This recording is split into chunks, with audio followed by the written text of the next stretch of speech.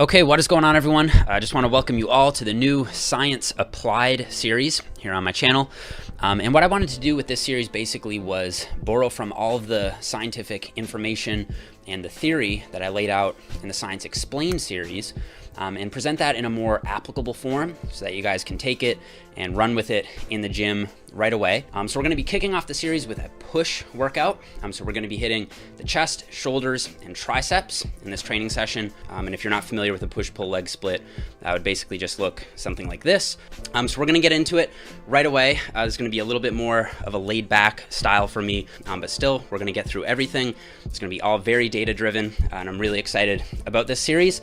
So you guys can sit back, relax, take it all in, and then let me know what you think if you get a chance to run the workout for yourself. So let's dig right in with this push workout. Okay guys, so we're kicking it off with the bench press, and I think that if you are able to safely bench press, then you should. And I attribute a lot of my overall chest development to working up to a 370-pound paused bench press at 165 pounds body weight as an all-time PR. And I've defended why I love the bench press in other videos, but very quickly, there are four main reasons why I really favor the bench press as a main movement for the chest. So first, and probably most importantly, I think like almost any barbell compound movement, it's very conducive to progressive overload.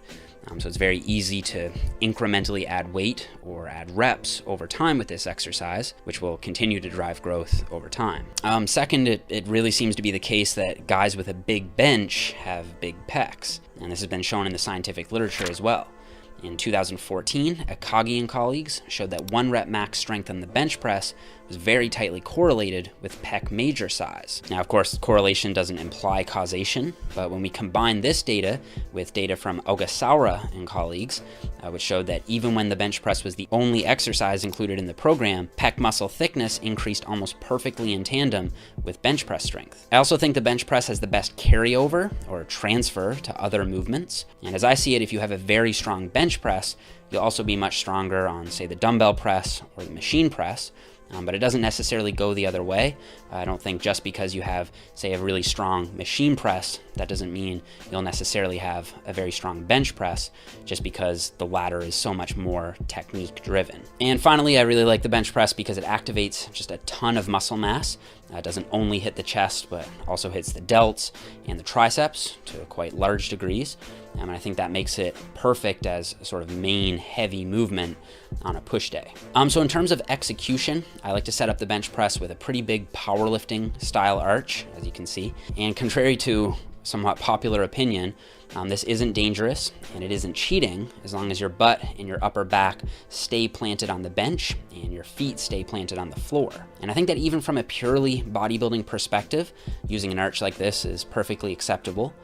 And the main argument I hear against this idea is that it effectively turns it into a decline press, meaning it'll target the lower pecs too much, which is an idea supported by some EMG evidence. However, I think that the slight decline press, if anything, actually comes out on top as an overall pec builder. And this was shown in EMG data from Bohec, Bearhens, and Buskies, where the decline press activated more upper and lower musculature. Now, admittedly, they weren't using relative loading here, so it's perfectly likely that the decline only showed more activation because more loads were being used.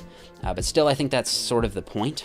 Overloading the pecs with heavier weights will lead to a greater tensile stimulus for growth. And I think it's important to remember that there are no upper and lower chest muscles.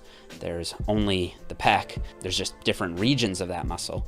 So as I see it for a main movement, a really important thing to consider is the question of how can we overload the muscle most effectively with heavy weight. And for those of you without any specific strength or powerlifting specific goals, I'd recommend going with a slightly more conservative arch. So something like this, which will still allow for a safer shoulder position and allow you to get some leg drive and just move more weight overall. As for grip position, Burnett et al. Showed that for decline, flat, and incline presses, a narrow grip elicited more clavicular or upper pec activation. So if your goal is to isolate the upper fibers, a close grip bench is probably the way to go. However, you want to keep in mind that you won't be able to handle as much weight with a close grip press, potentially meaning less of a tensile stimulus on the pecs as a whole. And of course, periodically you can vary your grip width, and that would make a lot of practical sense. So say doing something like heavyweight wide grip presses on one push day, and then doing lightweight close grip presses on the other day would be smart. As for tucking or not tucking your elbows, I think it's really common for bodybuilders to flare their elbows out. It does make sense biomechanically to flare the elbows out more, but I don't do an extreme flare for a few reasons. First, I find that with the barbell, it tends to put my shoulder in more of a vulnerable position, and I'm able to move more weight with a slight tuck and more of a powerlifting style technique where you press up and back. So I think that somewhere in the middle between an extreme tuck and an extreme flare is probably the best for both safety and effectiveness. So here with the bench press, we're doing 4 sets of 4 to 6 reps with straight sets. So that basically means the weight is kept the same across all sets, and you're going to be leaving 2 to 3 reps in the tank, so an RPE of 7 or 8. And the goal will be to increase the reps until you get to the top end of that 4 to 6 rep zone for all 4 sets. And then you'll begin adding weight once you've maxed out the rep zone. And it's a good idea to use a spotter if you can, so that you're not scared to push yourself with heavier and heavier weights while maintaining a good form, of course. Okay, so up next is the incline cable fly. And here, unlike the bench press, where we were trying to activate as much of the entire pec as we could, while also getting in some shoulder work and some triceps work, here our goal is to isolate the chest as much as possible and focus in particular on activating the clavicular head, or the upper pecs. I think that for most people, an incline of roughly 45 degrees will optimize upper pec involvement.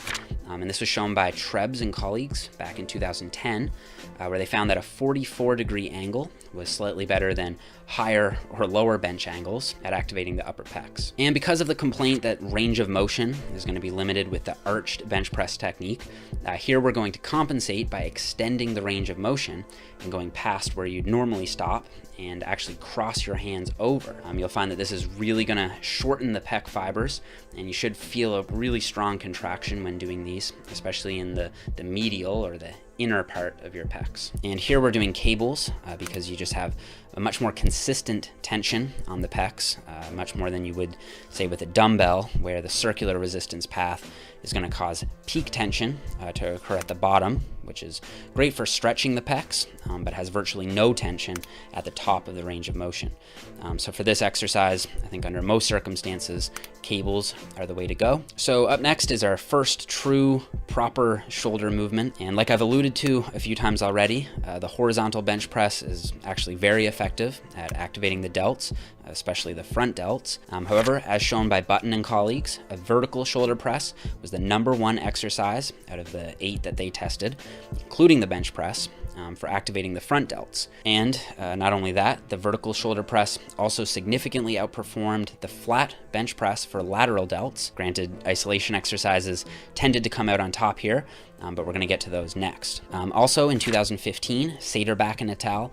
Showed that out of the standing and seated barbell presses and the standing and seated dumbbell presses, the standing dumbbell press came out on top for side delt activation. And it also saw the most EMG activation for the anterior and posterior delts as well. So even though I wouldn't necessarily say this variation is always better, for one thing, you definitely won't be able to go as heavy, but given that we already have our heavy press for the day taken care of with the bench press, I think it makes sense to go with a press that will optimize activation while increasing involvement of the side delts with this movement. And speaking of side delts, up next was the Egyptian lateral raise. So here we're leaning away into the direction of the raise, which is based on some evidence from McMahon and colleagues back in 1995, which suggested that the side deltoid becomes more involved as you near the top end of the range of motion, whereas the rotator cuff tends to do more work near the bottom end of the range. So by leaning away, you basically put the arm at about 15 to 30 degrees of abduction from the very beginning, taking further emphasis away from the rotator cuff and onto the side delt. And doing these between the legs is actually pretty helpful because it allows you to perform the motion almost entirely in the scapular plane, meaning the line of pull will be directly in line with the orientation of the side delt fibers, which puts them in an ideal lifting position for generating maximum tension.